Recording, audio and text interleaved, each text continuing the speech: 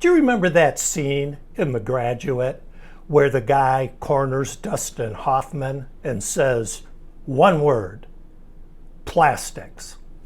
Well, I'm going to be that guy today, except I have two words for you: pickleball. If you've been diagnosed with MCI, you may have already discovered pickleball, and you may love it, and good for you. But if not, I at least want to make you aware of it, because it's kind of become a thing. And particularly for some with MCI, it can be a good thing. Hi, I'm Tony Daring of GoCogno.com, the website for people with mild cognitive impairment. My goal today is not to make you play pickleball, but it is to make you aware of it and give you some reasons why you might want to consider it. And it all comes down to exercise.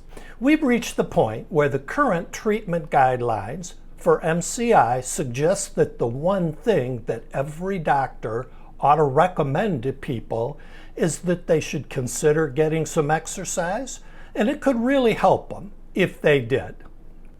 Which is true, but here's the problem. Most people don't like exercise. In fact, they hate it, and they just won't do it. And I completely understand why. I saw a study recently where a group of older adults was made to exercise, and by exercise I mean they were made to walk laps around a gymnasium floor X number of minutes for X number of days a week. This study had two results, both of which were pretty predictable. The first is that for the people who exercised, at the end of the study, they scored better on cognitive tests. Well, yeah, right, of course they did. We know that regular exercise can improve cognition. The second thing is, as soon as the study was over, they immediately quit exercising. Why? Because who wants to walk laps around the gym? It's boring as hell. So that kind of creates two options here. The first is that we can force people to do exercise they hate, and they'll quit doing it, and they'll get no cognitive benefit. The other option is to introduce people to other forms of exercise that are fun and that they enjoy and that they will continue doing and that may result in significant cognitive benefit. The second option makes a lot more sense to me, which is what brings us to pickleball. More and more I'm encountering people with MCI who have discovered pickleball and they think it's a blast. They love it. Pickleball is a popular new racket sport, kind of like tennis or badminton. It's enjoyable.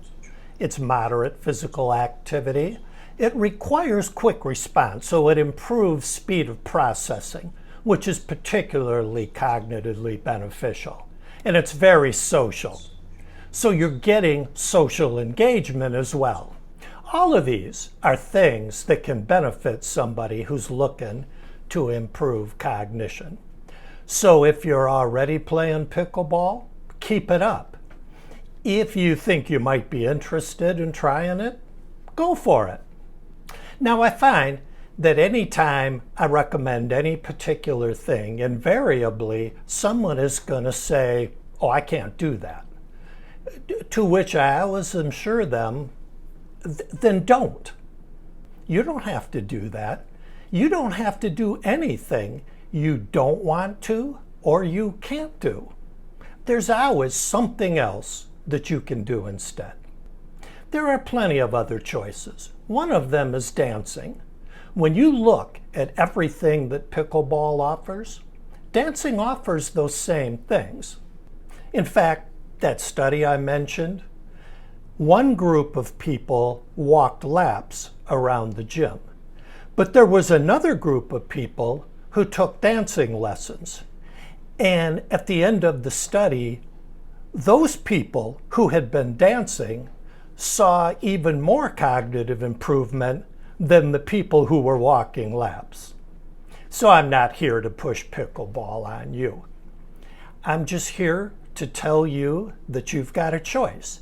And if you choose something you enjoy and you stick with it, you can potentially benefit and your cognition can improve, just like it did for the people in that study.